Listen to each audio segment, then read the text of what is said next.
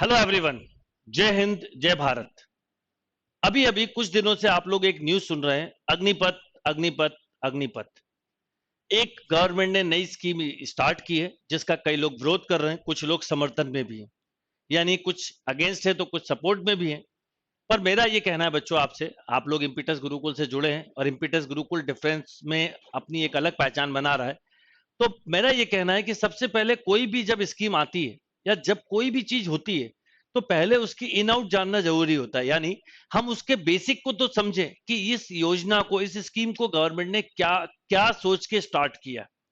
क्योंकि अगर हम देखें तो कई सारी कंट्री में ऑलरेडी इस तरह की स्कीम है और कई सारी कंट्री में इस स्कीम के बहुत अच्छे रिजल्ट देखे गए। क्योंकि इस स्कीम के बहुत सारे बेनिफिट हैं। सबसे बड़ा तो बेनिफिट ये है कि लगभग हर घर से या कई सारे घरों से अच्छे सोल्जर बनेंगे, दूसरा डिफेंस पावर बढ़ेगी और भी बहुत सारी चीजें हैं। क्योंकि कोई भी जब स्कीम आती है तो उसको लॉन्ग टर्म सोचा जाता है। तो मैं आप सबसे ये कहूंगा, अभी इसकी नोटिफिकेशन भी आ गई है और भर्तियां भी स्टार्ट होने वाली हैं, बॉयज और गर्ल्स सबको मौका मिलेगा। और अच्छी बात यह है कि इसमें 25% तो कंटिन्यू होंगे, पर जो लोग डिसकंटिन्यू होंगे उनके लिए भी गवर्नमेंट ने अपनी अलग अलग स्कीम्स या अलग अलग सेक्टर्स में उनको रिजर्वेशन मिलेगा और आने वाले दिनों में उसमें बहुत सारी चीजें होंगी। तो मेरा ये कहना है कि ये स्कीम को अभी आप अच्छे से समझिए और समझने के बाद सोचिए कि इस स्कीम के क्या क्या बेनिफिट हो सकते हैं। तो इसके लिए मैं अपने एक्सपर्ट प्रतीक सर को बुलाऊंगा, वो आपको इसकी और छोटी छोटी बारीकियां बताएंगे, नोटिफिकेशन के बारे में बताएंगे, फॉर्म कैसे अप्लाई करना है, किस तरह से आप इस स्कीम का बेनिफिट ले सकते हैं और कैसे आप एंट्री लेंगे, वो हर एक बात आपको बताएंगे। और उसके बाद भी अगर आपको कोई डाउट आए तो मैं आपको बोलूंगा कि आप कमेंट्स में अपने क्वेश्चन भेजिएगा। आपके जो क्वेश्चंस होंगे उन क्वेश्चंस के ऊपर ही हम लोग नेक्स्ट वीडियो अग्निपथ पे तैयार करेंगे। Thank you. और अब मैं प्रतीक सर को बुलाना चाहूंगा। हेलो स्टूडेंट्स एंड जय Hind. I welcome you all to this session. I hope सब लोग बहुत खैरियत से हैं, बहुत अच्छे से हैं, अपना बहुत ध्यान रख रहे हैं और पूरी तरीके से मोटिवेटेड हैं, चार्ज अप हैं और पूरे जोश में। तो फाइनली 2 साल से जिस पर्टिकुलर चीज का हम लोग इंतजार कर रहे थे वो हो गई है। इंडियन आर्मी ने फाइनली नोटिफिकेशन जो है सोल्जर्स की एंट्री का रिलीज कर दिया है। अग्निपथ स्कीम जो है उसके थ्रू हमारा रिक्रूटमेंट इस बार होगा।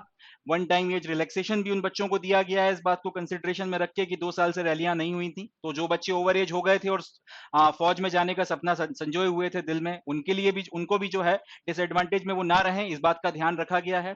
काफी बड़े मात्रा में जो है वैकेंसीज वगैरह अनाउंस की गई हैं, नोटिफिकेशन रिलीज कर दिया गया है। तो हम लोग उसके बारे में देखेंगे। हम देखेंगे कि क्या क्या टर्म्स एंड कंडीशंस जो है अग्निवीर स्कीम के थ्रू जो अब नया रिक्रूटमेंट होने वाला है इसमें रखी गई हैं। एंड मोस्ट इंपॉर्टेंटली क्या डूज हैं, क्या डोंट्स हैं, क्या करना है क्या नहीं करना है, किन बातों का खास तौर पे ख्याल रखना है, इन सारी चीजों को हम लोग देखेंगे। बहुत सारी चीजें हैं नोटिफिकेशन के बारे में जानने के लिए। मुझे पता है आप लोगों के मन में बहुत सारी भ्रांतियां भी हैं, बहुत सारे क्वेश्चंस भी हैं, तो सब चीजों को हम लोग लेंगे एंड एक एक चीज को समझते चलेंगे। एंड फाइनली ये सेशन जब तक खत्म होगा तब तक आप लोगों के सारे डाउट्स मुझे पूरा विश्वास है, पूरी उम्मीद है कि एकदम क्लियर हो जाएंगे और बिल्कुल आप लोग एकदम चार्ज तरीके से अपनी तैयारी वगैरह में फिर रिक्रूटमेंट वगैरह के लिए लग सकेंगे with all sort of confidence and without any sort of doubt in your mind. So now without any further ado, here we begin. तो आप लोगों के साथ में मैं शेयर करने वाला हूं अपना ऑफिशियल नोटिफिकेशन जो ज्वाइन इंडिया आर्मी की वेबसाइट पर आपको देखने के लिए मिल जाएगा। तो इस नोटिफिकेशन में जैसा कि लिखा हुआ है, जो रिक्रूटमेंट अपना होने वाला है वो किन किन कैटेगरीज के लिए होने वाला है। अग्निवीर स्कीम के थ्रू अपना जो नोटिफिकेशन आया है इसमें बताया गया है कि भाई जुलाई 2022 से आप लोगों का फॉर्म फिलिंग जो है शुरू हो जाएगा। नोटिफिकेशन आ चुका है, जुलाई 2022 से फॉर्म फिलिंग हो जाएगी शुरू। अब कौन सी तारीख से शुरू होने वाली है वो लोग ड्यू कोर्स ऑफ टाइम में बताएंगे, एक आध हफ्ते में उसके बारे में आपको वेबसाइट पर जो है जानकारी मिल जाएगी। मगर इतना तय है कि जुलाई 2022 यानी कि अपना आने वाला जो महीना है इसमें इन लोगों का जो रिक्रूटमेंट वगैरह है वो शुरू हो जाएगा। अब किन किन चीजों के लिए रिक्रूटमेंट हो रहा है, किस किस स्लॉट के लिए रिक्रूटमेंट हो रहा है, सबसे पहले तो अग्निवीर जनरल ड्यूटी में जो सोल्जर्स हैं उनके लिए रिक्रूटमेंट किया जा रहा है। इसके बाद अग्निवीर टेक्निकल, तीसरा है Agniveer technical aviation slash ammunition examiner, ये अपने आप में एक स्पेशल कैटेगरी है। उसके बाद में Agniveer clerk slash store keeper technical, इसके बाद में Agniveer tradesman 10th pass and Agniveer tradesman 8th pass age पर दी एआरओ रैली शेड्यूल। तो इतनी जो है आपकी अलग अलग कैटेगरीज वगैरह के लिए रिक्रूटमेंट हो रहा है। एक आपका जनरल अग्निवीर रिक्रूटमेंट आपको देखने के लिए मिल रहा है, एक टेक्निकल के लिए देखने के लिए मिल रहा है, एक टेक्निकल में भी एविएशन और एम्यूनिशन वगैरह का स्पेसिफिक, एक 10th के लिए आपको देखने के लिए लिए मिल रहा है 10th पास के जो बच्चे हैं उनके लिए, और एक जो 8th पास के बच्चे हैं उनके लिए। तो कुल मिला के 4-5 तरीके के जो है आपके वैकेंसीज वगैरह का रिक्रूटमेंट आपको देखने के लिए मिल रहा है। अब इसकी जो टर्म्स एंड कंडीशंस हैं, काफी सारी चीजें, उसके बारे में तो हम लोग बातचीत करेंगे। सबसे पहला सवाल ये आता है कि भैया फॉर्म कैसे फिल करना है, फॉर्म जो है वो कैसे फिल करना है, कहां फिल करना है, क्या बातों का ध्यान रखना है, क्या करना है क्या नहीं करना है, वो सारी चीजें जो हम लोग सबसे पहले देखेंगे। तो फॉर्म कैसे फिल करना है वो चीज हम लोग पहले देख लेते हैं, उसके बाद में फिर बाकी जो टर्म्स एंड कंडीशंस है उसके बारे में बातचीत करेंगे। तो फॉर्म फिल करने के लिए एज पर द नोटिफिकेशन इन लोगों ने आपको बताया है जो प्रोसीजर है रजिस्ट्रेशन का, कि आपको सबसे पहले joinindianarmy.nic.in इस वेबसाइट पर जाना है और यहां पर आपको अपनी एक प्रोफाइल क्रिएट करनी है। आपको सबसे पहले यहां पर जाकर अपनी एक प्रोफाइल क्रिएट करनी है। जब आपकी यहां पर एक प्रोफाइल क्रिएट हो जाएगी, उस प्रोफाइल को क्रिएट करने के बाद में फिर आप जब आपका जुलाई के महीने में ऑनलाइन रजिस्ट्रेशन वगैरह शुरू होंगे तब आप रजिस्ट्रेशन वगैरह वहां पर उस प्रोफाइल की मदद से कर सकते हैं। ठीक है जी, आपको बकायदा डेट भी बता दी जाएगी कि इस तारीख से जुलाई के महीने में आपका रिक्रूटमेंट शुरू होने वाला है और इस तारीख तक जो है आप यहां पे अपने फॉर्म वगैरह फिल कर सकते हैं। एक बार जब आपने अपना यहां पे आपका रजिस्ट्रेशन वगैरह करवा दिया, आपका फॉर्म वगैरह आपने अपनी प्रोफाइल से भर दिया वेबसाइट पे, उसके बाद में फिर आपको प्रिंट आउट वगैरह जो है जब आपका एडमिट कार्ड आएगा आप इसी अपनी प्रोफाइल से डाउनलोड कर सकते हैं। इस प्रिंट आउट को लेकर आपके एडमिट कार्ड के और बाकी फिर जो भी आपकी डॉक्यूमेंट्स वगैरह हैं उन सबको लेकर उस आपको जिस भी भर्ती रैली में जाने के इंस्ट्रक्शंस मिलेंगे उस तारीख को आप उस भर्ती रैली में अपने सारे डॉक्यूमेंट्स और यहां से जो प्रिंट आउट आप डाउनलोड करोगे उसको लेकर आपने जाना है और वहां पर फिर जो है आप अपना जो भी परफॉर्मेंस वगैरह है भर्ती के लिए आपको फिर देना है। आपका फिजिकल भी वहीं पर होगा, फिर आपका जो रिटन टेस्ट है वो भी वहीं पर होगा, मेडिकल भी वहीं पर होगा और सारी चीजें होने के बाद में मुझे पूरी उम्मीद है हर वो बच्चा जो इस वीडियो को देख रहा है वो बकायदा सिलेक्ट होगा। मगर ये आपको प्रोसीजर फॉलो करना है। सबसे पहली चीज क्या, joinindianarmy.nic.in की वेबसाइट पे जाना है एंड अगर आपकी प्रोफाइल नहीं है तो आपको वहां पे अपनी प्रोफाइल क्रिएट करनी है। पहले से अगर प्रोफाइल बनी हुई है आपका जेसीओ और स्लैश अदर रैंक्स का जो आपका सेक्शन बना हुआ है उसमें, तब तो वेल एंड गुड है, मगर अगर नहीं है तो फिर आपको प्रोफाइल क्रिएट करनी है। मैं आपको बकायदा भी वेबसाइट पे खोलकर दिखाऊंगा भी कि कहां पर जाकर आपको अपनी प्रोफाइल क्रिएट करनी है। एक बार जब आपका प्रोफाइल बन गई तो उसके बाद में फिर जब जुलाई के महीने में अपने ऑनलाइन रजिस्ट्रेशन शुरू होंगे उनमें आपको उसी प्रोफाइल की मदद से फिर आपको जाके अप्लाई करना है। इसी प्रोफाइल पे फिर आपको आपका भर्ती रैली जो है या आपको उसका रोल नंबर मिलेगा, कौन सी भर्ती रैली के लिए आपको कहां पे जाना है, आपकी रैली की साइट कहां पर है, सब बताया जाएगा। फिर सारे डॉक्यूमेंट वगैरह लेकर आप उस भर्ती रैली में जाइए और बढ़िया अपना परफॉर्मेंस वगैरह दीजिए और उसके बाद में फिर आप बकायदा सिलेक्ट होंगे। इस बात में तो खैर कोई शक की बात है ही नहीं। तो चले अब हम लोग जो है ये देखते हैं कि वेबसाइट पे कैसे जाना है, कहां पे जो है अब हमको आपका किस तरीके से जो है हमको अपना प्रोफाइल वगैरह क्रिएट करनी है। चले इसको देख लेते हैं पहले। तो अभी जो हम लोगों ने पूरा प्रोसीजर समझा है कि किस तरीके से आपको अपनी प्रोफाइल क्रिएट करनी है और किस तरीके से सारा काम करना है, अब ये चीज तो मैंने आपको ऐसे मुंह ज़बानी बोल के बताई है। अब हम लोग वेबसाइट पे चलते हैं, वेबसाइट पे चलकर देखते हैं कि किस तरीके से काम करना है। तो सबसे पहले तो आप लोगों को गूगल पर जाना है। गूगल पर जाने के बाद में आप यहां पर सर्च में टाइप करिए ज्वाइन इंडियन आर्मी। जैसे ही आपने ज्वाइन इंडियन आर्मी लिखा तो वो आ जाएगा। इस पे अब आपने क्लिक किया तो ये पहली वेबसाइट खुलेगी। ज्वाइन इंडियन आर्मी यहां पे लिखा हुआ है, ऊपर देखिए joinindianarmy.nic.in लिखा हुआ है। ठीक है जी, अब इस वेबसाइट पर जो है आपको ये इंडियन आर्मी की ऑफिशियल वेबसाइट है, इसके ऊपर आपको क्लिक करना है। ध्यान से सुनिए, बहुत इंपॉर्टेंट है। ज्वाइन इंडियन आर्मी जब आप टाइप करेंगे गूगल पर और आप सर्च करते हैं तो पहला रिजल्ट जो आएगा यहां पे लिखा हुआ है ज्वाइन इंडियन आर्मी, इसके ऊपर पढ़ लीजिएगा joinindianarmy.nic.in .nic.in ये आपका ऑफिशियल जो है वेबसाइट है। इसी पर फिर अब जो है हमको क्लिक करना है। जैसे ही आप इस पे क्लिक करेंगे तो वैसे ही इसका फ्रंट पेज ओपन हो जाएगा। वेबसाइट पे एंटर करने के पहले आपको इसमें कोड डालना पड़ेगा। जैसे मैंने जब यहां पे खोला तो इसमें कोड आ रहा है 67491047। अब जैसे ही आप इस पे क्लिक करेंगे कोड डाल के तो उसके बाद में आपकी वेबसाइट खुल जाएगी। ठीक है जी, अब इस वेबसाइट पे आपको कहां पर जाके रजिस्ट्रेशन करना है इस बात को ध्यान में रखना बहुत जरूरी है, क्योंकि इस वेबसाइट पर आपको दो सेक्शंस देखने के लिए मिलेंगे। एक आपको ऑफिसर सेक्शन देखने के लिए मिलेगा और एक आपको JCO slash other rank enrolment का आपको सेक्शन देखने के लिए मिलेगा। तो आप जैसे इसको ऊपर करते जाएंगे तो यहां पर जो है ये आपका जेसीओ या फिर अदर रैंक की जो एंट्री है उसकी आपको इंफॉर्मेशन वगैरह देखने के लिए मिलेगी। जैसे देखिए थोड़ा सा नीचे आते हैं, ऑफिसर क्लास की जो एंट्रीज वगैरह हैं वो यहां पे आपको इस तरीके से नारंगी कलर की जो ये पट्टी है इसमें चलता हुआ समझ में आ रहा है, और जेसीओ और अदर रैंक में जो है ग्रीन कलर में की जो ये पट्टी है इसमें आपको ये चलती हुई इसकी सारी इंफॉर्मेशन वगैरह दिख रही है। तो अभी जो अपन लोग अग्निपथ और अग्निवीर के बारे में बात कर रहे हैं वो सारी इंफॉर्मेशन आपको इस पट्टी में देखने के लिए मिल रही है। चलें तो अब अपने को रिक्रूट में आपका रजिस्ट्रेशन कहां पे करना है वो चीज हम लोग देख लेते हैं।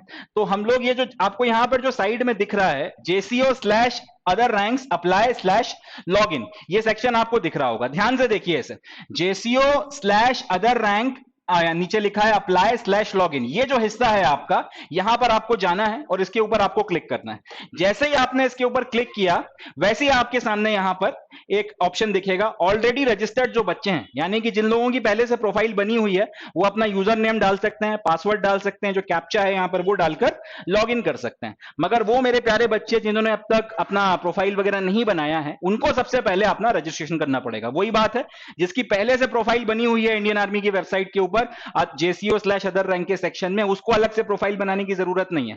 वो जब भी अपना फॉर्म वगैरह भरना शुरू होंगे वो डायरेक्ट जाकर इसमें अपना यूजर नेम पासवर्ड कैप्चा डालेगा, अपना प्रोफाइल में जाएगा और फॉर्म भर देगा। मगर वो बच्चे जिनकी प्रोफाइल अभी नहीं बनी हुई, वो बच्चे जिन्होंने रजिस्ट्रेशन अभी नहीं करवाया, उनको सबसे पहले यहां पे रजिस्ट्रेशन पे क्लिक करना पड़ेगा।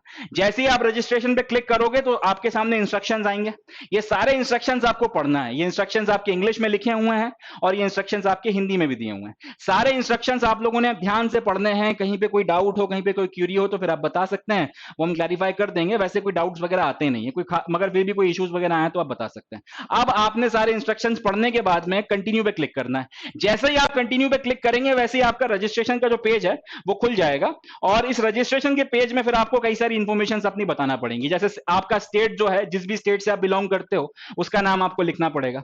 जैसे लेट से मध्य प्रदेश आपने डाल दिया, तो मध्य प्रदेश डालने के बाद आपको ये बताना पड़ेगा कि आपके पास आइडेंटिटी के लिए क्या है, आधार नंबर है या फिर यूआईडीआई का एनरोलमेंट नंबर है, जो भी है। जनरली आधार कार्ड आपके पास होना चाहिए, तो आधार नंबर आपने जो भी आपका होगा वो आधार नंबर आपको यहां डालना है।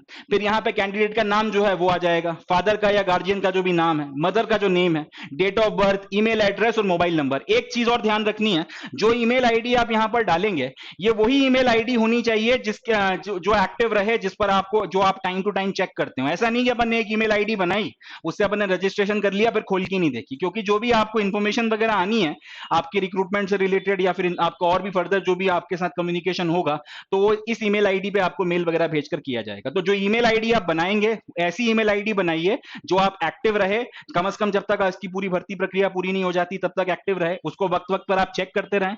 और ऐसा रोल आपका जो यहाँ पर मोबाइल नंबर डालें वो वाला डालें जो आप रेगुलर यूज में रखे हो, जो आपका खुद का हो, पर्सनल नंबर हो या फिर ऐसा नंबर हो जो आपके पास है, यूज में रहे और कम से कम तब तक चालू रहे जब तक पूरी रिक्रूटमेंट की भर्ती प्रक्रिया जो है बंद नहीं हो जाती। आपको मैसेजेस वगैरह कर भी, एसएमएस कर भी जो है कई बार बताया जाता है, कई बार आपके जो अपडेट्स वगैरह हैं वो दे दिए जाते हैं। तो ये सारी चीजें करने के बाद में अल्टीमेटली आप यहां पर जब सबमिट के बटन पे क्लिक करेंगे तो आपकी प्रोफाइल बनकर तैयार हो जाएगी। चलें इसको जरा बैक करिए। आपकी प्रोफाइल वगैरह जब बन जाएगी, चलें कोई बात नहीं, आपकी जब प्रोफाइल वगैरह बन जाएगी उसके बाद में जो है आप रजिस्ट्रेशन वगैरह के पेज पर जाइए। अब वहां पर आपका जो भी आपका लॉगिन आईडी आता है या फिर जो भी आपका यूजर नेम है और आपका जो भी पासवर्ड वगैरह है वो आप डालिए और उसके बाद में फिर जब भी फॉर्म वगैरह भरना है आप उसको भर सकते हैं। आपको अपना यूजर नेम और आपका जो भी पासवर्ड वगैरह है वो अच्छे से याद रखना है, वो बिल्कुल जो है आपको ध्यान में रखनी है, उस चीज को कहीं पे लिख के रख लीजिएगा ऐसी जगह पे कि आपको पता रहे, एक्सेस कर सकें। मगर जब आपका पूरा रजिस्ट्रेशन वगैरह हो जाएगा उसके बाद में यहाँ पे यूजर नेम और पासवर्ड आपको डालना है और उसके बाद में लॉगिन करके फिर आप आपकी जो प्रोफाइल है उसके थ्रू आप अपनी सारी इंफॉर्मेशन वगैरह भर सकते हैं, सारी इंफॉर्मेशन वगैरह दे सकते हैं। चलें आगे बढ़ते हैं। तो इस तरीके से जो है अपना पूरा का पूरा जो रजिस्ट्रेशन वगैरह है, पूरा का पूरा जो रजिस्ट्रेशन का प्रोसीजर है वो कंप्लीट होगा। बाकी अब फर्दर जिसमें और क्या क्या इंफॉर्मेशन वगैरह दी गई है थोड़ा सा उसके बारे में हम लोग नोटिफिकेशन में जो भी फर्दर दूसरी डिटेल्स हैं उसके बारे में हम लोग बातचीत करते हैं। चले इसको देख लेते हैं। तो हम लोगों ने प्रोसीजर पूरा देख लिया ऑनलाइन रजिस्ट्रेशन वगैरह का। अब एलिजिबिलिटी क्राइटेरियाज पे थोड़ा बात कर लेते हैं। आपको जैसे मैंने बताया था कि काफी सारी अलग अलग जो है कैटेगरीज के लिए अग्निवीर की स्कीम के थ्रू आपका रिक्रूटमेंट हो रहा है। तो हम लोगों ने जो देखा था कि 8th क्लास से लेकर जो है 12th पास तक के जो बच्चे हैं, 8th पास से लेकर 12th पास तक के बच्चों के लिए अलग अलग कैटेगरीज हैं जिसमें वो लोग अपना एप्लीकेशन वगैरह जो है डाल सकते हैं। तो अलग अलग जो कैटेगरीज हैं उनके हम लोग क्राइटेरिया देखते चलते हैं, क्योंकि देखिए इसमें है ये कि आप एक बार में एक जो है पर्टिकुलर सर्विस के लिए अप्लाई कर सकते हैं।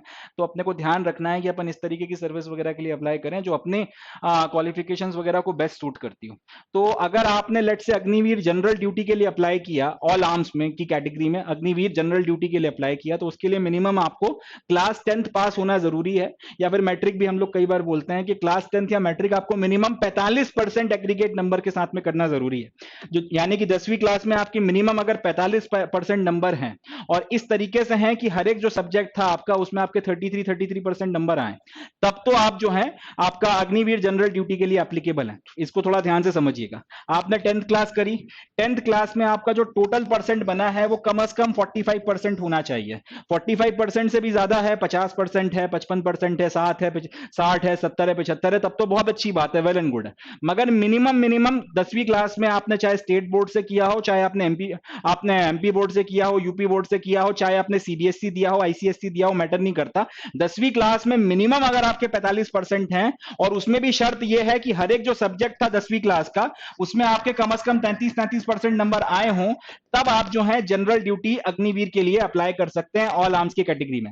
मतलब ये कि लेट से आपने 10वीं क्लास दी, 10वीं क्लास में आपने अपने 5 सब्जेक्ट दिए थे, हर एक सब्जेक्ट आपका 100 नंबर का है, तो आपको हर एक सब्जेक्ट में मिनिमम कम से कम 33 नंबर जो है या 33% मार्क्स जो है लेकर आने हैं, और ओवरऑल आपके 500 में से इतने नंबर आने चाहिए कि कम से कम आपका 45% बनकर तैयार होता हो।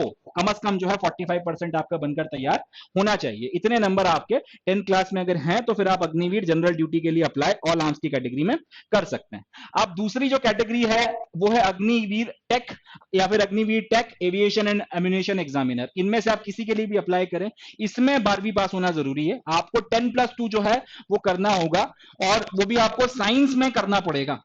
इंपॉर्टेंट है। अग्निवीर टेक्निकल के लिए अप्लाई कर रहे हैं या फिर Agniveer technical aviation and ammunition के लिए अगर आप अप्लाई कर रहे हैं तो उसके लिए आपको 10+2 साइंस से करना जरूरी है, और उसमें 4 सब्जेक्ट कंपलसरीली पढ़ना पड़ेंगे, फिजिक्स, केमिस्ट्री, मैथ्स और इंग्लिश। ओवरऑल आपका जो परसेंट आना चाहिए 12th क्लास में वो होना चाहिए 50% कम से कम, और हर एक सब्जेक्ट जो है ये फिजिक्स, केमिस्ट्री, मैथ्स और इंग्लिश, इसमें हर एक सब्जेक्ट में आपके 40% नंबर होने चाहिए, तब आप अग्निवीर टेक के लिए अप्लाई कर सकते हैं। मतलब यह कि अगर आपने 12वीं करी है और आपके 12वीं में मिनिमम 50% नंबर हैं, और 12वीं भी किन विषयों के साथ में करी है, आपने फिजिक्स पढ़ा है, आपने केमिस्ट्री पढ़ा है, आपने मैथ्स पढ़ा है और आपने इंग्लिश पढ़ा है, इसके अलावा एक और कोई भी सब्जेक्ट पढ़ा हो उससे मतलब नहीं पड़ता। हिंदी पढ़ा हो, तमिल पढ़ा हो, तेलुगु पढ़ा हो, संस्कृत पढ़ा हो, कंप्यूटर साइंस ले लिया हो, फ्रेंच पढ़ लियो, आखिरी सब्जेक्ट मैटर नहीं करता। ये 4 सब्जेक्ट मैटर करते हैं आपके 12वीं क्लास में, जो भी आपके ये 4 ये और एक और सब्जेक्ट जो भी आपने पढ़ा है, ओवरऑल मिला के 50% नंबर आना कंपलसरीली जरूरी है। और इन सारे सब्जेक्ट्स की बात की जाए तो इन सारे सब्जेक्ट में मिनिमम 40 नंबर आपके आना जरूरी है। मतलब अगर आपका फिजिक्स का 100 नंबर का पेपर हुआ था तो इसके 40% या फिर 40 नंबर इसमें आने चाहिए। केमिस्ट्री में 40% का मतलब अगर केमिस्ट्री का 100 नंबर का पेपर हुआ तो मिनिमम 40 नंबर आना चाहिए।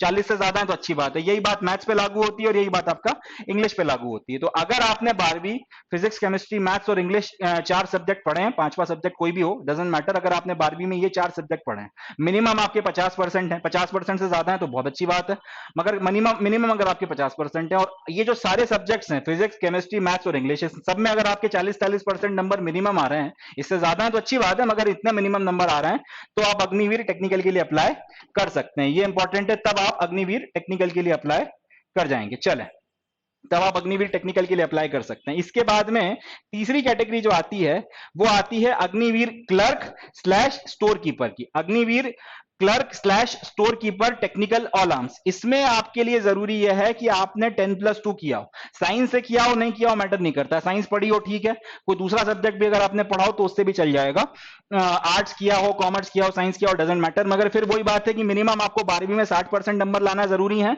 यहां पर आपके जैसे ऊपर वाले में 50% थे, मगर यहां पर आपको ओवरऑल जो देखा जाएगा तो 60% नंबर लाना जरूरी है, और हर एक सब्जेक्ट जो था आपका उसमें कम से कम आपके 50% नंबर आने चाहिए।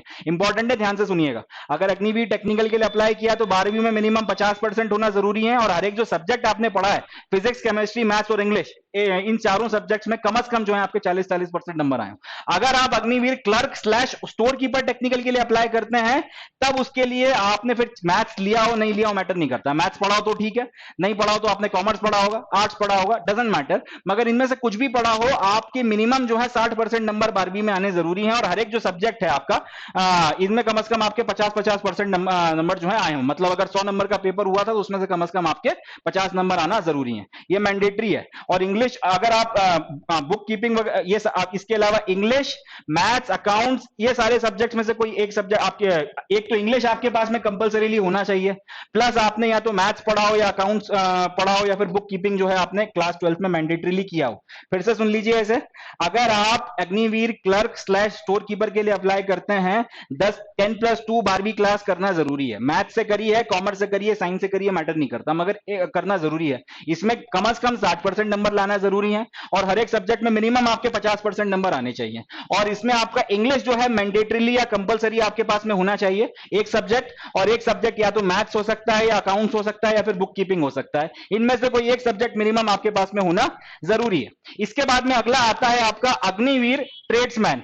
Agniveer tradesman all arms 10th पास। इसके लिए अब आपका कोई अलग से क्वालिफिकेशन नहीं है, 10वीं अगर आपने पास कर रखी हो बस उतना बहुत है, और हर एक सब्जेक्ट में आपके 33% नंबर से ज्यादा नंबर आए हो, बस उतना बहुत है। अगर इतना है तो फिर आपका काम चल जाएगा। जैसे अग्निवीर जनरल ड्यूटी में 10वीं पास करना अकेला जरूरी नहीं था, साथ ही साथ आपकी कंडीशन लगा रखी थी कि मिनिमम 45% नंबर भी चाहिए।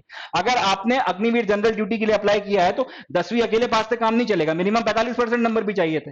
मगर अगर आपने अग्निवीर ट्रेड्समैन के लिए अप्लाई किया है ऑल आर्म्स की कैटेगरी में, तो सिंपल 10th पास भी अगर आप हो तो आपका काम चल जाएगा। इसी तरह से अगर आपने अग्निवीर ट्रेड्समैन 8th पास के लिए अगर लगाया है, के लिए अप्लाई किया है, तो उसमें आपका सिंपल, अगर आप 8th पास हैं और जितने भी आपने सब्जेक्ट 8th में दिए थे अगर उनमें आपके 33% नंबर मिनिमम आते हैं तो इतना बहुत है, इसमें आपका काम चल जाएगा। ये जो है अब आपकी अभी जो 5 कैटेगरीज हो रही है, 5-6 कैटेगरीज में जिसमें आपका रिक्रूटमेंट हो रहा है, उसकी क्वालिफिकेशंस हैं।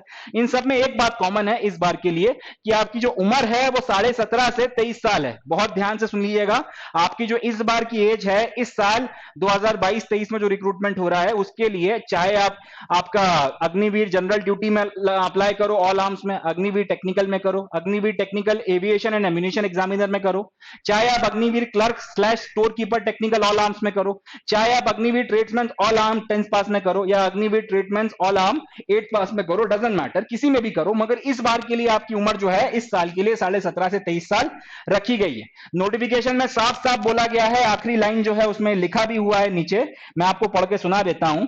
The upper age limit has been relaxed from 21 years to 23 years as a one time measure for the recruiting year 2022-23।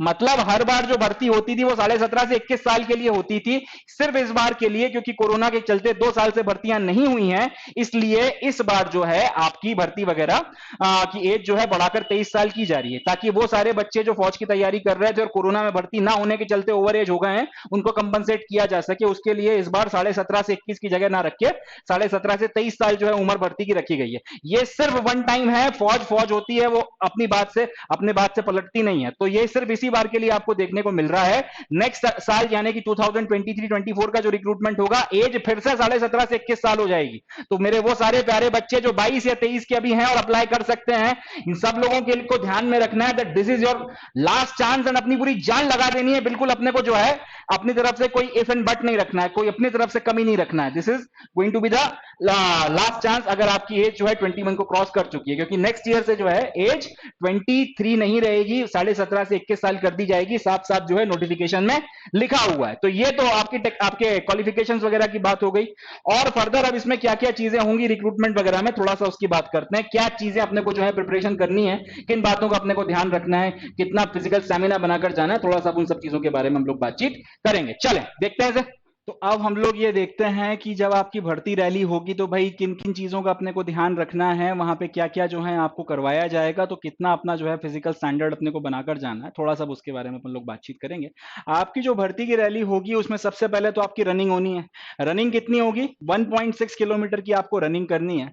Group 1 में जो है आपको जब पहली रनिंग करवाई जाएगी फर्स्ट रेस में, तो उसमें आपको मिनिमम 5 मिनट 30 सेकंड के अंदर अंदर 1.6 किलोमीटर या फिर यूं बोलूं कि 1600 जो मीटर्स हैं आपको दौड़ने हैं। 1.6 किलोमीटर या फिर 1600 मीटर्स आपको दौड़कर खत्म करना ही है। अगर इतने में आप 1.6 किलोमीटर या फिर 1600 मीटर्स नहीं दौड़ पा रहे हैं तो अभी अपने पे काम करना शुरू करिए, काफी वक्त है, स्टैमिना इंप्रूव करिए, मगर ये चीज आपको ठीक करनी पड़ेगी, ठीक है। इसके आपके पहली रेस के 60 मार्क्स जुड़ेंगे, सेकंड रेस में इसके आपके जो है 48 मार्क्स जुड़ेंगे, ये अपने को ध्यान रखना है। अगला इसके बाद में जो है आपके पुशअप्स और पुलअप्स वगैरह हैं।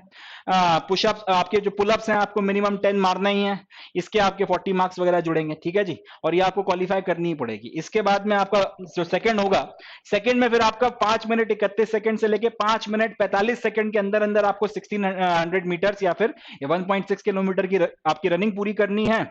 इसके इस बार में 48 मार्क्स मिलेंगे एंड डिपेंडिंग अपॉन कि फिर आप कितने पुलअप्स मार पा रहे हो, 9 8 7 6, उसके ऊपर डिपेंड करता है कि उसके मार्क्स आपको कितने दिए जाएंगे, 33 27 21 16 डिपेंडिंग अपॉन, और यहां पर भी जो है आपको क्वालिफाई करना है। एक बार जब आप ये सारा जो फिजिकल वगैरह क्वालिफाई कर लेते हैं, उसके बाद में फिर आपके फिजिकल मेजरमेंट्स वगैरह भी होंगे, फिजिकल मेजरमेंट्स वगैरह भी होने हैं, वो आपका हो जाएगा, और उसके बाद में आपका मेडिकल टेस्ट वगैरह होगा। मेडिकल टेस्ट वगैरह में जो भी आपके मेडिकल स्टैंडर्ड्स वगैरह हैं उनके अनुसार ही आपके जो है मेडिकल टेस्ट वगैरह किया जाएगा। अगर कोई कैंडिडेट यहां पर अनफिट पाया जाता है तो इसको जो है फिर मिलिट्री हॉस्पिटल स्पेशलिस्टिक रिव्यू के लिए रेफर किया जाएगा, और जो भी डेजिग्नेटेड आपका मिलिट्री ऑफिसर में मिलिट्री हॉस्पिटल में आपको रेफर किया गया है वहां पे आपको 5 दिनों के अंदर अंदर रिपोर्ट करना है आपके रेफरल से, और यहां पे फिर आप रिव्यू मेडिकल एग्जामिनेशन होगा 14 दिनों के अंदर अंदर जो है आपको जो भी पॉलिसी वगैरह है उसके अकॉर्डिंग जो है आपका ये पूरा रिव्यू वगैरह करके बता दिया जाएगा कि आप अल्टीमेटली फिट हैं या नहीं है। खैर, अब ये तो हो गई आपके आपका जो फिजिकल है और मेडिकल है उसकी बात में। एक बार जब आपने फिजिकल टेस्ट वगैरह क्वालिफाई कर लिया, उसके बाद में आपका यहाँ पे कॉमन एंट्रेंस एग्जामिनेशन भी जो है करवाया जाएगा। जितने भी आपके ये आपका एक बार जब ये सारी चीजें हो गई हैं, एक बार आपका फिजिकल हो गया, एक बार आपका मेडिकल वगैरह हो गया, उसके बाद में आपका मेडिकली फिट जितने भी कैंडिडेट्स वगैरह निकल कर आते हैं आपका वेन्यू पे जो नॉमिनेट होते हैं, जितने भी आपके कैंडिडेट्स वगैरह जहां पे आपका रैली वगैरह हो रही है वहां पे जितने भी कैंडिडेट्स आपके नॉमिनेट होते हैं कि हाँ भाई ये लोग जो हैं फिजिकली और मेंटली फिट हैं, आपका जो मेडिकली जो है फिट डिक्लेयर कर दिए गए हैं, तो उसके बाद में उनका वहीं पर एक कॉमन आपका एंट्रेंस एग्जामिनेशन वगैरह करवाया जाएगा। अब कॉमन एंट्रेंस एग्जामिनेशन वगैरह जो है ये आप इसका एडमिट कार्ड वगैरह जो है वहीं पर आपका जो रैली की भर्ती की साइट है वहीं जहां पर आपकी भर्ती वगैरह हो रही है वहीं पर आपको इसका ये आपका ये जो एडमिट कार्ड है जिसके साथ आप कॉमन एंट्रेंस एग्जामिनेशन में भेजेंगे, ये आपको वहीं के वहीं इशू कर दिया जाएगा, और उसके बाद में फिर आपका एग्जामिनेशन वगैरह होना है। एग्जामिनेशन वगैरह होगा, इसके बाद में फिर इसका रिजल्ट वगैरह आना है। चले आगे बढ़ते हैं। अब जब ये इसके बाद में आपका रिजल्ट वगैरह आना है, फिर मेरिट वगैरह बनेगी और वो बाकी सारी लंबी चौड़ी प्रक्रिया है, मगर ये जो है ये सारी की सारी चीजें यहाँ पर होने वाली हैं, ठीक है जी। एक चीज और एक सवाल यहाँ पे बन सकता है कि वो सारे के सारे लोग आपका जो आपके जिनका लेट से मेडिकल फिटनेस वगैरह वो आपका मेडिकल टेस्ट वगैरह जो है क्लियर नहीं कर पाते और उनको अगर आपका मिलिट्री हॉस्पिटल वगैरह में आपका अगर रेफर कर दिया जाता है तो फिर उनका जो एडमिट कार्ड और कॉमन एंट्रेंस टेस्ट है एक बार जब वो आपका कंसर्न अथॉरिटीज वगैरह से क्लियर हो जाते हैं उसके बाद में उनका एडमिट कार्ड जो है कॉमन एंट्रेंस टेस्ट का या एग्जामिनेशन का उसके बाद में इशू होगा और उनका जो कॉमन एंट्रेंस एग्जामिनेशन है उसके बाद में कंडक्ट किया जाएगा। ध्यान रखिएगा इस चीज का, ठीक है जी। तो दो तीन चीजें हैं, सबसे पहला आपका फर्स्ट ग्रुप में और सेकंड ग्रुप में ये सारे आपके फिजिकल टेस्ट होने हैं, इसके अकॉर्डिंग अपने को एक सर्टेन स्टैमिना बनाकर जाना है। दूसरा, जो लोग यहाँ पे ये क्लियर कर लेते हैं फिजिकल मेजरमेंट्स वगैरह उनके हो जाएंगे, मेडिकल टेस्ट होगा। मेडिकल में जो आपका फिट डिक्लेयर होता है वहीं के वहीं उसको एक आपका एडमिट कार्ड इशू किया जाएगा और उससे कॉमन एंट्रेंस एग्जामिनेशन लिया जाएगा। वो लोग जो मेडिकली फिट नहीं होते हैं उनको एक मिलिट्री हॉस्पिटल में रेफर किया जाएगा। 5 दिनों के अंदर अंदर आपको वहां पर जाके अपना रिपोर्ट करना है। रिपोर्ट करने के बाद में फिर वो आपको जब फाइनली डिक्लेयर कर देंगे 14 दिनों के अंदर अंदर आपका आ जाएगा सर। उसके बाद में आपका कॉमन एंट्रेंस टेस्ट वगैरह होगा और उसके लिए आपको अलग से फिर जो है एडमिट कार्ड वगैरह इशू किया जाएगा। तो ये जो है सारी की सारी भर्ती की प्रक्रिया, बाद में फिर आपका पूरा क्लियर होने के बाद में मेरिट वेरिट बनती है, लंबी वो सारी बातें उसके बाद में होंगी। अब यहां पर आपको कुछ चीजें अपने साथ में लेकर जानी है, उसका भी अपने को ध्यान रखना है। कुछ डॉक्यूमेंट्स वगैरह हैं जो बिल्कुल भी अपने को छोड़ के नहीं जाने, कुछ डॉक्यूमेंट्स हैं जो आपको अपने साथ में लेकर जाने ही जाने हैं। सबसे पहला तो आपका जो एडमिट कार्ड जो ज्वाइन इंडियन आर्मी की वेबसाइट पर आपने अपनी प्रोफाइल बनाई थी वहां से पे आपने जब फॉर्म भरा था उसके बाद में आपको वहीं पर जो आपका एडमिट कार्ड वगैरह मिलेगा उसे डाउनलोड कर कर आपको लेकर जाना है, ठीक है जी। ये एडमिट कार्ड आपका A4 साइज के पेपर पर आप लेकर जाइए और ये इसके बिना जो है आपको एंट्री नहीं मिलेगी, इसको अपने को लेकर जाना ही जाना है। फिर आ जाते हैं आपके फोटोग्राफ्स वगैरह के ऊपर, तो कम से कम आपकी 20 जो फोटोग्राफ्स हैं लेटेस्ट में 2-3 महीने के अंदर अंदर खींची हुई फोटोग्राफ होनी चाहिए। बिल्कुल आपको शेव कर कर जाना है। अगर सिख कैंडिडेट है तो उनके लिए दाढ़ी अलाउड है। इसके अलावा जितने भी कैंडिडेट्स हैं एकदम आपको क्लीन शेव कर कर व्हाइट बैकग्राउंड में लेटेस्ट 2-3 महीनों के अंदर अंदर खींची गई फोटोग्राफ्स होनी चाहिए, वो लेकर आपको जानी है। कम से कम 20 प्रॉपर हेयर कट और क्लीन शेव के साथ में, क्लियर कट उसमें उसको लिखा हुआ है, photographs must be with proper hair cut and clean shave, 3 महीने से ज्यादा पुरानी नहीं होनी चाहिए। साथ में फिर आपके जितने भी एजुकेशनल सर्टिफिकेट्स हैं, 10वीं का है, 12वीं का है और आपका 8वीं का है, या बाकी भी जो आपके एजुकेशनल सर्टिफिकेट्स हैं, वो सब आपको लेकर जाने हैं। इसके साथ में जो दूसरे आपके सर्टिफिकेट्स वगैरह लगते हैं, डोमिसाइल सर्टिफिकेट हो गया, caste certificate, religion certificate, school के कैरेक्टर का certificate, character certificate, unmarried certificate, ये सारे के सारे सर्टिफिकेट्स वगैरह आपको लेकर जाना बहुत जरूरी है। और ये अनमैरिड सर्टिफिकेट खास तौर पे आपका लेटेस्ट में 6 महीनों के अंदर अंदर जो है इशू किया गया हो कंसर्न अथॉरिटी के द्वारा, बहुत रेलेवेंट है, बहुत इंपॉर्टेंट है, ध्यान से सुनिएगा। आपको ये सारी चीजें लेकर जानी है। इसमें भी अनमैरिड जो सर्टिफिकेट है ये 6 महीने के अंदर का इशू किया होना चाहिए, कॉर्पोरेशन, म्युनिसिपल कॉर्पोरेशन के द्वारा, विलेज सरपंच के द्वारा, जिस जहां से भी आपकी कंसर्निंग अथॉरिटी है वहां से ये आपको लेकर जाना है। इसके बिना नहीं तो फिर आपके सामने परेशानियां आ जाएंगी वहां पे अगर सिलेक्शन होता है तो। इसके अलावा रिलेशनशिप सर्टिफिकेट्स वगैरह जो है वो लेकर जाना है कि आप आपका विडोअर है या फिर डिवोर्सी है क्या नहीं है, वो सारी चीजें जो है उसके अकॉर्डिंग आपको सर्टिफिकेट्स लेकर जाने हैं। अगर एनसीसी करी है, A certificate, B certificate, C certificate, तो वो लेकर जाना है। रिपब्लिक डे परेड में अगर पार्टिसिपेट किया था तो उसका सर्टिफिकेट आपको मिलता है, वो लेकर जाना है। स्पोर्ट्स के जो आपने वेरियस पार्टिसिपेशन वगैरह किए हैं तो उसके जो आपके सर्टिफिकेट्स वगैरह मिलते हैं वो आपको लेकर जाने हैं। बाकायदा लिस्ट वगैरह जो है स्पोर्ट्स की दी गई है, मैं वो भी आपको दिखाऊंगा। इन सारी चीजों के आपके स्पोर्ट्स के सर्टिफिकेट होगा, एनसीसी के सर्टिफिकेट होगा, इसके आपको बाकायदा बोनस मार्क्स वगैरह मिलेंगे। इसलिए अगर आपके पास में एनसीसी के सर्टिफिकेट हैं, अगर आपके पास में स्पोर्ट्स के सर्टिफिकेट वगैरह हैं, बाकी इस तरीके के जो भी अचीवमेंट के सर्टिफिकेट्स हैं, आपको याद से जरूर से उनको लेकर जाना है, ठीक है जी। इसमें आपको बिल्कुल भी कोई इफ एंड बट वाली बात नहीं है। और भी बाकी सारे जो सर्टिफिकेट्स हैं ये सब आप लेकर जाएंगे। अब आपको अलग अलग जो सर्टिफिकेट्स वगैरह हैं उसके जो मार्क्स हैं मैं वो बता देता हूं कि कितने कितने मार्क्स आपको एडिशनली बोनस के रूप में इन सारे सर्टिफिकेट्स के मिलेंगे। जैसे अगर आप किसी एक्स सर्विसमैन के सन हैं, या फिर अगर आपके कोई वॉर विडो के बेटे हैं, या फिर अगर इस तरीके के फैमिली से हैं जिनके घर से कोई मतलब वीर गति को प्राप्त वगैरह हुआ था, इस तरीके से हैं, तो उसके फिर जो है 20 मार्क्स वगैरह आपको मिलना है। सर्विसमैन यानी कि या तो किसी फौजी के बेटे हो, आप नौकरी में हो, या फिर कोई एक्स सर्विसमैन हो उसके उनके बेटे हो, सन ऑफ कोई वॉर विडो हो, son of window of ex serviceman वगैरह, इसमें से किसी भी कैटेगरी में आप आते हो उसका सर्टिफिकेट आप लेकर जाओ, आपको उसके 20 नंबर मिलेंगे। इसके बाद में अगर कोई महिला जो है, कोई डिफेंस पर्सनल की कोई वाइफ थी और अगर वो विडो हो गई और वो अगर अप्लाई कर रही हैं तो उनको फिर उनको जो है 20 मार्क्स आपको मिलेंगे, किसी भी कैटेगरी के लिए चाहे आप अप्लाई कर रहे हो, किसी भी ट्रेड में आपने अप्लाई किया हो, आपको 20 नंबर जो है बोनस इसके मिलेंगे। इसके अलावा अगर आपने एनसीसी का ए सर्टिफिकेट किया है तो उसके आपको 5 नंबर मिलने हैं। अगर आपने एनसीसी का बी सर्टिफिकेट किया है तो उसके 10 नंबर मिलने हैं। सी सर्टिफिकेट किया है तो आपको 15 नंबर मिलने हैं, ठीक है जी। ये आपको ध्यान रखना है। अब कौन से ट्रेड में आपको कौन से सर्टिफिकेट के कितने नंबर मिलेंगे ये भी मेंशन किया गया। अगर आपने एनसीसी का ए सर्टिफिकेट किया है तो हर ट्रेड में आपका कोई भी ट्रेड के लिए आपने अप्लाई किया उसमें आपको 5 नंबर बोनस दिया जाएगा। अगर एनसीसी का आपने बी सर्टिफिकेट किया है तो उसके 10 नंबर आपको मिलेंगे हर एक ट्रेड में जिसके लिए जहां पे भी आपकी रैली वगैरह हो रही होगी उसकी। अगर आपने सी सर्टिफिकेट किया है तो अग्निवीर क्लर्क के लिए, एसकेटी के लिए और टेक्निकल के लिए जो है आपको 15 मार्क्स वगैरह मिलेंगे। अगर आपका जनरल ड्यूटी वगैरह के लिए आपने अप्लाई किया है तो फिर, या फिर अगर आपने आपका जो ट्रेड्स वगैरह के लिए आपने अप्लाई किया है तो वो सारे लोग वगैरह, वो सारे बच्चे जिनके पास में आपका सी सर्टिफिकेट वगैरह है, अगर आपने अग्निवीर जनरल ड्यूटी वगैरह के लिए अप्लाई किया तो फिर आपको कॉमन एंट्रेंस एग्जामिनेशन वगैरह देने की जरूरत नहीं है। इस तरीके से और भी जो है आपके अलग अलग फायदे वगैरह यहाँ पे बताए गए हैं। तो कुल मिलाकर अगर आपके पास में एनसीसी का ए सर्टिफिकेट है, बी सर्टिफिकेट है, सी सर्टिफिकेट है, या फिर अगर आपके पास में इस तरीके से कोई सर्टिफिकेट्स वगैरह हैं, लेकर जाइए, इसके आपको बोनस मार्क्स मिलने हैं। चलें आगे बढ़ते हैं। तो हम लोगों ने अभी तक जो है बातचीत कर ली है कि आपके एनसीसी के सर्टिफिकेट्स और बाकी सारे सर्टिफिकेट्स का आपको कितना जो है वेटेज मिल रहा है। इसके बाद में स्पोर्ट्स सर्टिफिकेट्स की बात कर लेते हैं कि इसके कितना वेटेज वगैरह है। अगर आपने इंडिया को किसी भी स्पोर्ट में इंटरनेशनल लेवल पर अगर रिप्रेजेंट किया और उसका सर्टिफिकेट अगर आपके पास में है तो उसके आपको 20 मार्क्स मिलेंगे। अगर आपने अपने स्टेट को सीनियर या जूनियर कैटेगरी में नेशनल लेवल पर अगर आपने रिप्रेजेंट किया है तो उसके आपको फिर जो है 15 मार्क्स दिए जाएंगे। कॉलेज या यूनिवर्सिटी जो है उसको यूनिवर्सिटी चैंपियनशिप में अगर आप लेकर गए, आपने रिप्रेजेंट किया है और अगर कोई मेडल वगैरह जीता है किसी इंडिविजुअल इवेंट में, या फिर अगर आप 6 पोजीशन तक आए हैं, आपकी जो टीम है अगर उसमें वो कम से कम 6 पोजीशन तक जो है अगर आई है तो फिर आपको 10 मार्क मिलेंगे। इसी तरीके तरीके से आपका जो दूसरा, अगर आपने स्टेट को रिप्रेजेंट किया है खेलो इंडिया गेम्स वगैरह में, तो उसके भी फिर आपको जो है 10 नंबर वगैरह मिलेंगे। इसमें भी फिर जरूरी यह है कि इंडिविजुअल इवेंट में आपने मेडल जीता हो या आपकी टीम इवेंट में आप 6 पोजीशन तक जो है गए हो। डिस्ट्रिक्ट लेवल पर अगर आपने डिस्ट्रिक्ट को अगर रिप्रेजेंट किया है स्टेट लेवल पर, तो उसके 5 नंबर मिलेंगे।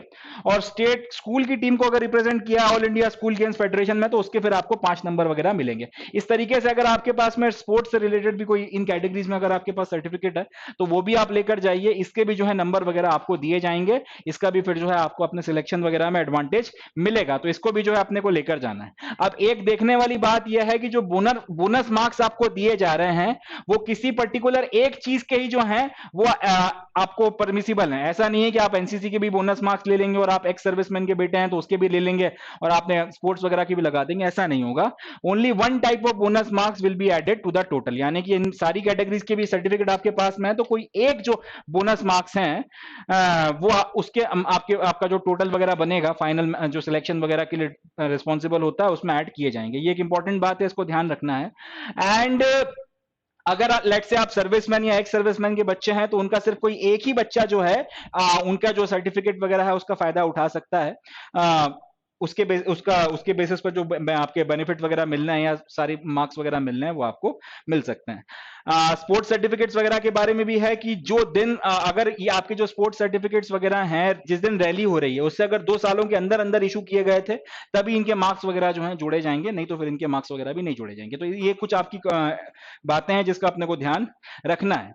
इसके अलावा एज वगैरह के बारे में जो कंफ्यूजन क्रिएट होंगे कि भाई 23.5 का जो 23 साल का हो चुका है वो अप्लाई कर सकता है कि नहीं कर सकता, जो 23 का होने वाला है, इसको लेके भी काफी सारे कंफ्यूजन उठेंगे। तो आपकी जो एज वगैरह है 1 अक्टूबर 2022 को आपकी कितनी एज है इफेक्टिवली, उसको जो है वहां वो मैटर करेगा। आपके बर्थ सर्टिफिकेट में या फिर आपकी जो आपका जो बर्थ सर्टिफिकेट वगैरह है या आपकी जो 10th की जो मार्कशीट है उसमें उस जो आपका डेट ऑफ बर्थ डला हुआ है उसके अकॉर्डिंग 1 अक्टूबर 2022 को आपकी कितनी एज होगी उसके अकॉर्डिंग, अगर आप 23 पार कर जाएंगे तब तो आप एलिजिबल नहीं है, मगर अगर आप तब तक 23 के नहीं हुए हैं, 23 के अंदर है, तब फिर आप जो है इस चीज के लिए एलिजिबल होंगे, तब आप इसके लिए अप्लाई कर सकते हैं। इसको ध्यान रखना है।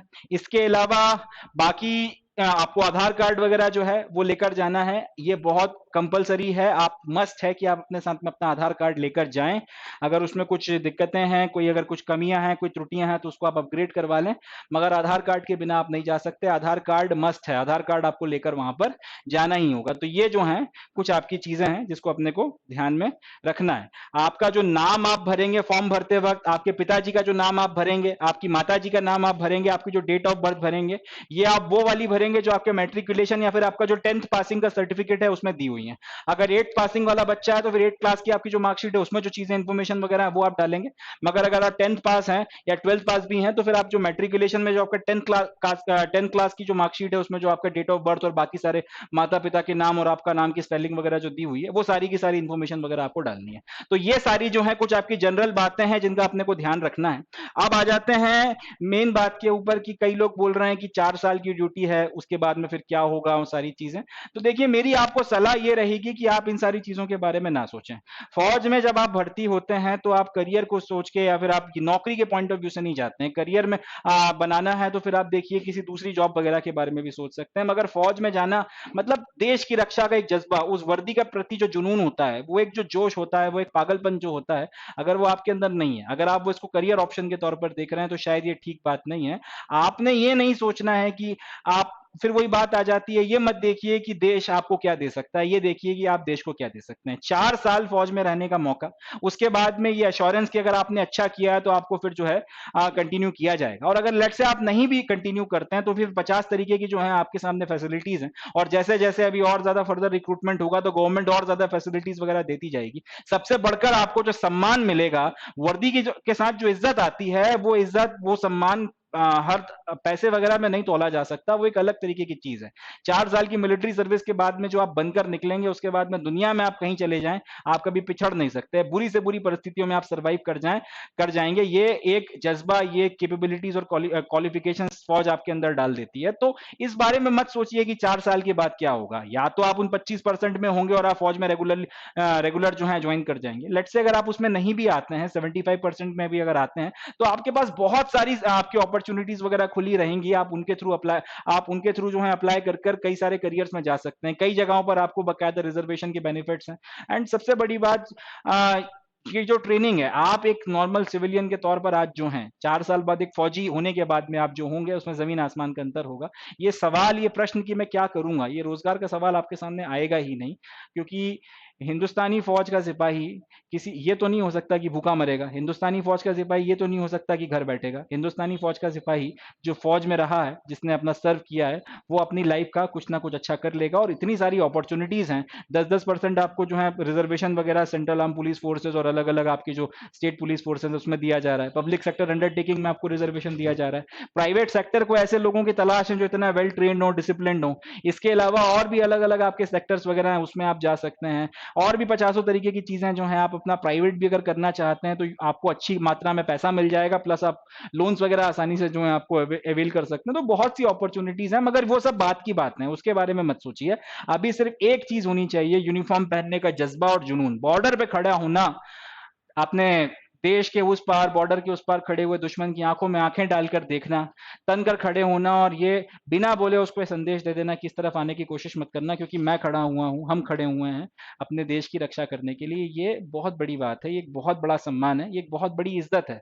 135-140 करोड़ के देश में ये इज्जत सिर्फ कुछ गिने चुने लोगों को मिलती है। 1.3 मिलियन की आपकी जो फौज है, यानी कि आप 135 करोड़ में से जो है 1.3 मिलियन की उस स्पेसिफिक ऑर्गेनाइजेशन का हिस्सा बनने जा रहे हैं, जिसको ये इज्जत दी जा रही है। तो अभी किसी भी चीज के बारे में मत सोचिए, अभी सिर्फ एक ही चीज पे फोकस करिए कि अपने को सिलेक्शन चाहिए, मेरिट में नाम आना चाहिए, और अकॉर्डिंगली आप उसके लिए बढ़िया मेहनत वगैरह जो है कंटिन्यू करिए। किसी तरीके का कोई जो है अपने मन में डाउट नहीं लाएं, किसी तरीके की कोई बात ना सोचें, किसी तरीके के भ्रम में ना पड़े, बस कर्म करते चलें, अपना कर्म करें, फल की चिंता ना करें, बस अपना काम करते चले जाइए। इसी बात पर चलें, अब हम सर को बुलाते हैं, तो सर जो है फिर अपने फाइनल क्लोजिंग रिमार्क्स देंगे, और उसके बाद में हम लोग अपना जो सेशन है इसको समाप्त करेंगे। चले।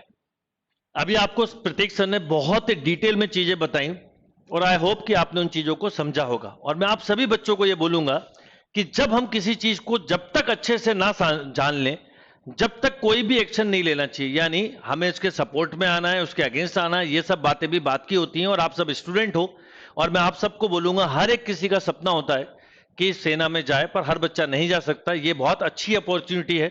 और जो छोटी छोटी बातें बताई हैं सर ने, उन बातों को आप ध्यान से सुनिए, समझिए, फिर डिसीजन लीजिए कि हमें क्या करना चाहिए और क्या नहीं करना चाहिए। तो इसी के साथ मैं सेशन एंड करूंगा, और आप सबको बोलूंगा कि आप ध्यान रखिए, मूव करिए, और इंडिया आर्मी में जाना या एयरफोर्स में जाना या नेवी में जाना अपने आप में गर्व की बात होती है। भले ही कम समय के लिए मौका मिले, पर मौका मिलना ही अपने आप में बहुत बड़ी अपॉर्चुनिटी है।